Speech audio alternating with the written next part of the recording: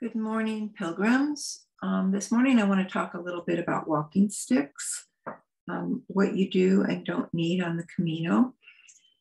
Personally, I prefer to walk without walking sticks most of the time. I just find them annoying to carry, but when I do need them, I need them. So there are three places that I know, sorry about the glare, but this is not a professional video, as I've said many times before. Where you will need walking sticks, in my opinion, are in three places or four. The first place you're going to need them is going down the hill into Roncesvalles. If you decide to walk down through the beech forest and it is raining, you're going to want walking sticks because it is slippery as snot.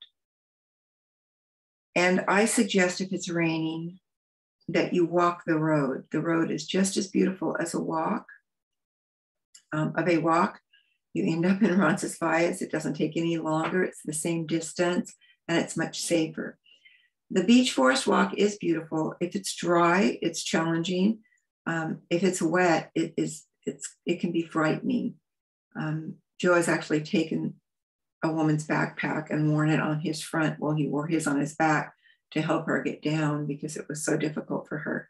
And she was an elderly gal and having a lot of trouble getting down. And her husband was elderly and he couldn't really help her. So that walk into Roncesvalles can be very challenging without walking sticks or even with walking sticks. So my suggestion there is take the road, especially if it's been raining.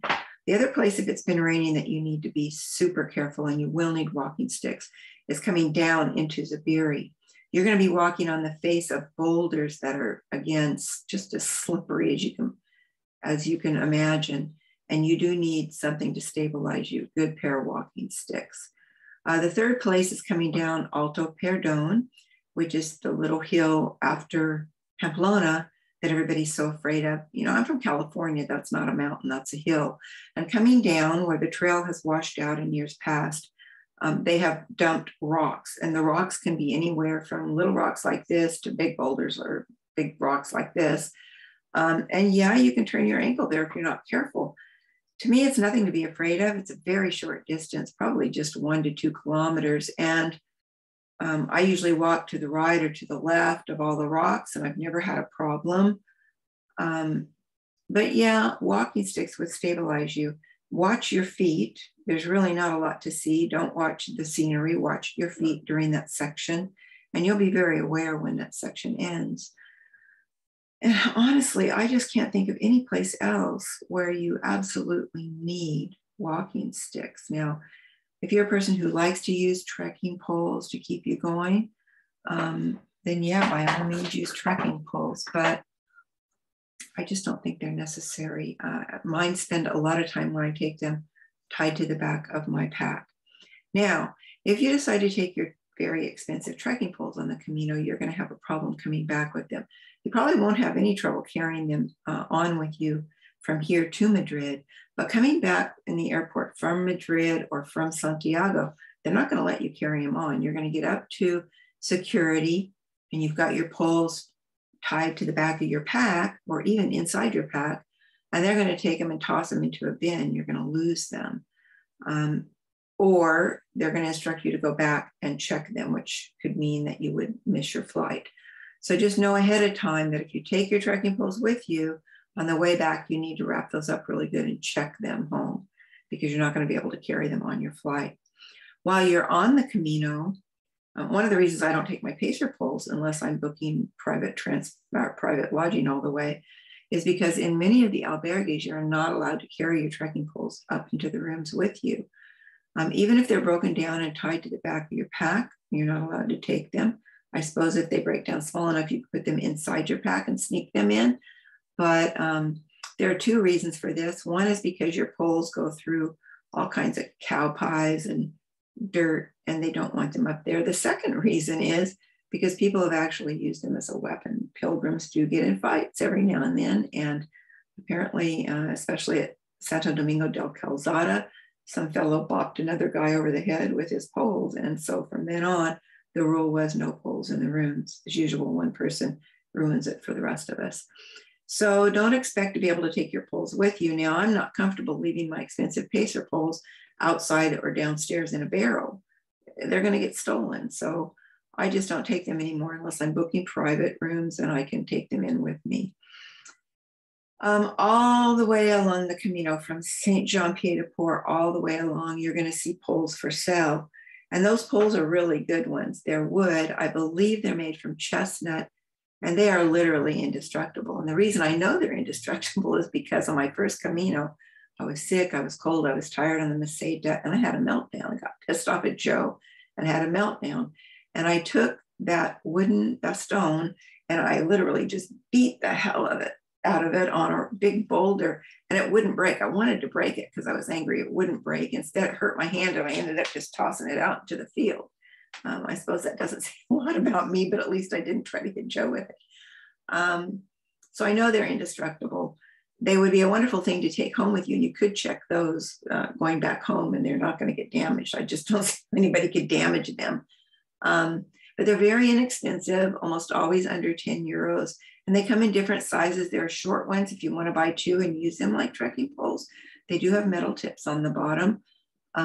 Or you can get taller ones. They come in all different sizes. And I'll show you some photos in a minute. As far as the metal tips go, I beg you, please get some rubber tips to put on your trekking poles, because in the early morning, walking through the villages on the street, the click, click, click, click, click of all those metal tips must drive the locals nuts. And I think just to be kind and polite and a good visitor, using rubber tips on those poles is a good idea. I have a blog. It's all small letters, Camino Santiago 2, the numeral 2.blogspot.com. And if you go there, along the right-hand side, there's a search engine, and you can do a search for a post called Where the Rubber Meets the Road. And that is my post on trekking poles. In that post, I give you links to 3 places at the beginning of the Camino where you can buy poles. One is in St. Jean Pied de Port.